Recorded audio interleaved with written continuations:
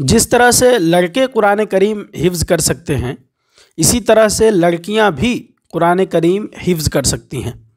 शरीयत ने कुरान करीम के हिफ्ज़ करने में लड़के और लड़की के दरमियान कोई फ़र्क नहीं रखा है।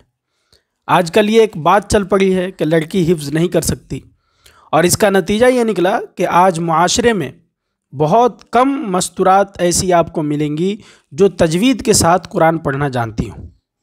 मर्दों में तो बहुत सारे हाफिज़ आपको मिल जाएंगे, हुफ़ाज़ों की तादाद बहुत ज़्यादा है, लेकिन हाफिज़ा लड़कियां या सही कुरान पढ़ने वाली मस्तूरात आपको बहुत कम मिलेंगी।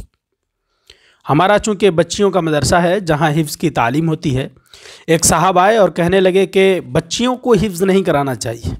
हमने कहा क्यों? तो इनके पास तहफ़ीज़ के मौक़े बहुत कम होते हैं, यानी ये याद नहीं रख पाएंगी, इनके पास टाइम नहीं होता है।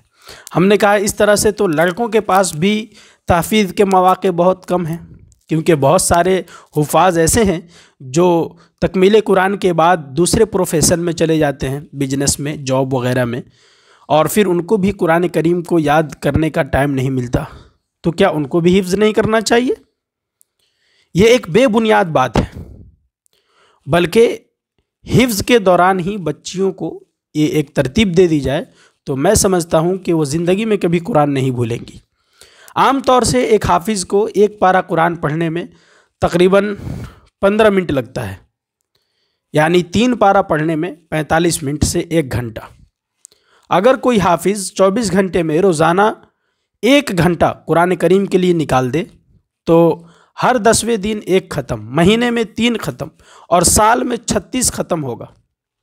अब मान लेते हैं कि एक लड़की का अपना अय्याम मखसूसा भी है और उसकी अपनी ज़रूरियात भी हैं, तो साल में 36 नहीं तो कम से कम एक आम लड़की जो हाफिज़ा हो कम से कम 15 ख़त्म कुरान तो कर ही सकती है।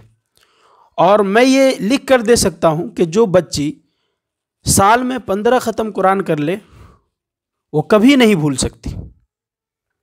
ये बात बड़ी तहकीक की है, इसलिए ये बात बिल्कुल नहीं चलनी चाहिए कि लड़कियों को कुरान करीम हिफ्ज़ नहीं कराना चाहिए, बल्कि ये एक बेबुनियाद बात है। जिस तरह लड़के कुरान करीम को हिफ्ज़ कर रहे हैं, इसी तरह लड़कियों को भी कुरान करीम को हिफ्ज़ करना चाहिए। और हिफ्ज़ नहीं तो कम से कम जो 30वां पारा है मुकम्मल अम्मा पारा, और इसी तरह से सूरह बकरा, तबारकल्लज़ी, सूरह यासीन, सूरह रहमान, ये जो मखसूस सूरतें हैं ये तो कम से कम याद होनी ही चाहिए तजवीद के साथ, ताकि उनकी नमाज़ें अच्छी हों।